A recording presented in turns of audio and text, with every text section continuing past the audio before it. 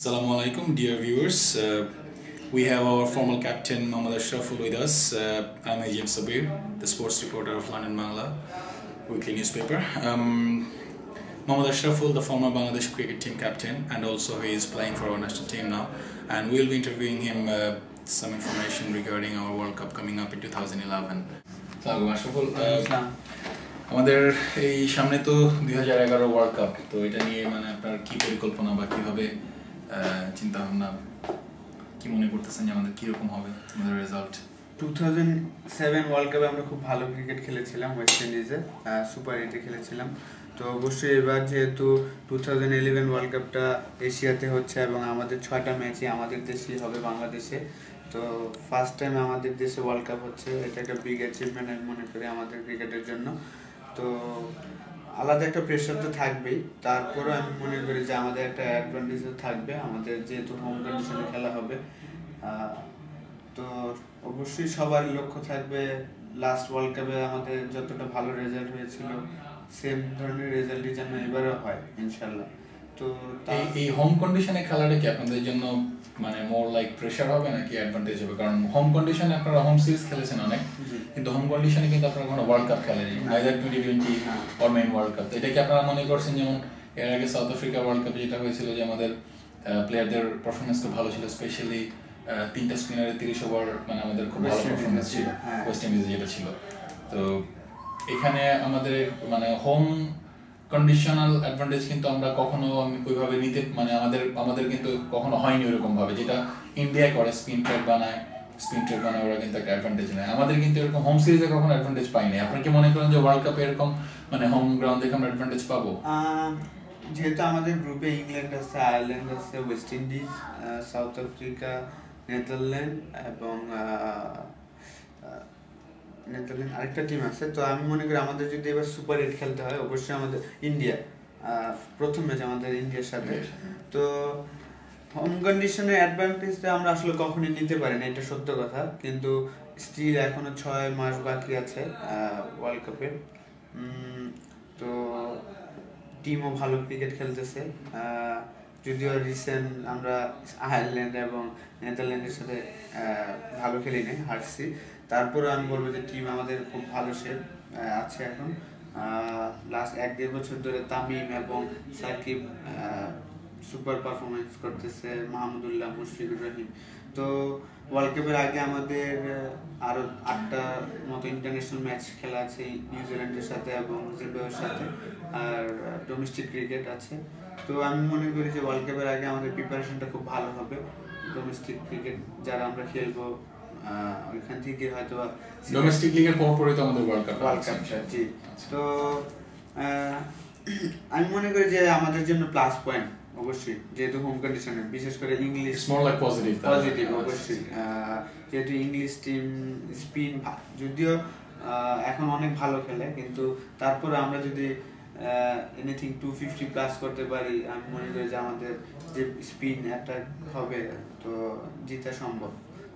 আরেকটা জিনিস আমাদের যেটা ছিল আর কি, আপনি যখন ক্যাপ্টেন ছিলেন 2007-এ টি20 ওয়ার্ল্ড কাপে, ওই ওয়ার্ল্ড কাপ তখন যে টিমটা ছিল ওই টিমে কিন্তু ফিনিশিং আমাদের দেখা গেছে যে রিয়াদ, মুশফিক, তারপর নাইম এরা ভালো করতেছিল। কিন্তু এই ওয়ার্ল্ড কাপে আপনাদের পারফরমেন্সে যেটা দেখলাম যে মানে দুইটা দিন পাকিস্তান এবং অস্ট্রেলিয়া দুইটা ম্যাচই কিন্তু আমাদের ক্লোজ ছিলাম, মানে অলমোস্ট জিতে যাব, কিন্তু ফিনিশিং ভালো হয়নি দেখে কিন্তু আমরা ম্যাচগুলা লুজ করছি। তো এরকম মানে এগুলা কি এই সমস্ত প্রবলেমগুলো নিয়ে কি আপনাদের টিমের মধ্যে মানে ডিসকাশন হয় বা এগুলা নিয়ে কিভাবে ওয়ার্কআউট করতেছে? লাস্ট ওয়ার্ল্ড কাপটা আপনার ওয়েস্ট ইন্ডিজের 2020 ওয়ার্ল্ড কাপ আমাদের খুব ভালো সুযোগ ছিল 2টা ম্যাচে, যেটা পাকিস্তানের সাথে এবং অস্ট্রেলিয়ার সাথে।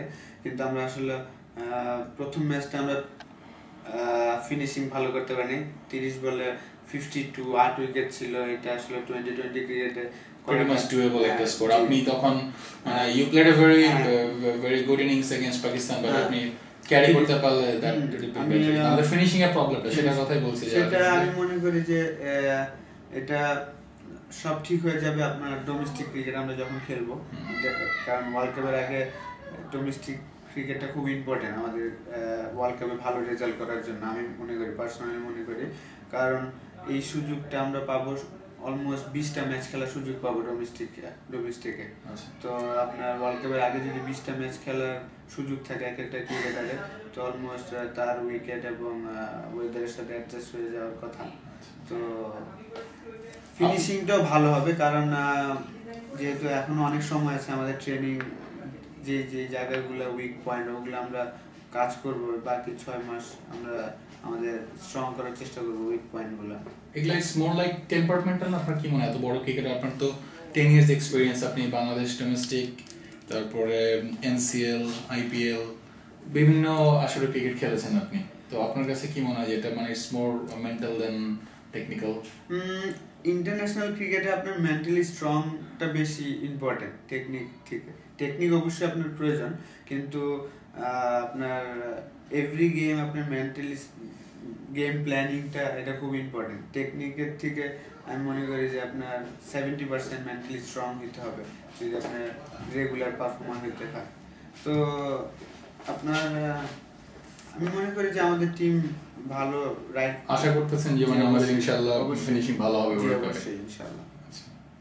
আর আপনার মানে এই কন্ট্রিবিউশন তো অবভিয়াসলি আপনি একজন ব্যাটসম্যান, কিন্তু মানে মাঝে মাঝে দেখা যায় যে বোলিং করেন, এবং এটা নিয়ে আপনাদের কি কোনো স্পেশাল প্ল্যানিং আছে যে মানে ব্রেক থ্রু জন্য বোলিং করবেন, নাকি মানে প্ল্যানিং থাকে যে আপনি 5 ওভার বোলিং করবেন বা এরকম? যেহেতু ওয়ানডে ক্রিকেট, আমি মনে করি যে আপনার আমি অবশ্যই অ্যাটলিস্ট 5 ওভার বল করতে পারবো টিমের জন্য ইন্টারন্যাশনাল ক্রিকেটে, যেহেতু আমি ডোমেস্টিকে রেগুলার 10 ওভার বল করতেছি।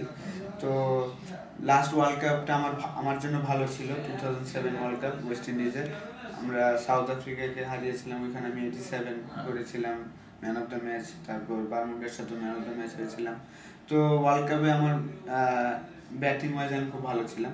তো আশা করবো এবারও ওয়ার্ল্ড কাপে আমি চেষ্টা করবো ব্যাটিংটা ভালো করার, এবং আমি মনে করি যে আমি যদি ব্যাটিংটা ভালো করি তো আমাদের জেতার পার্সেন্টেজটা বেশি থাকবে। আপনি তো আমাদের টিমের এখন সিনিয়র মোস্ট প্লেয়ার, এবং আপনি ফ্রন্ট থেকে আপনার লিড দিতে হয়, মেন্টাল প্রেশারটা কি আপনার মনে হয় যে আপনার উপর বেশি থাকে, নাকি এটা মানে equally distributed among all the players in the team?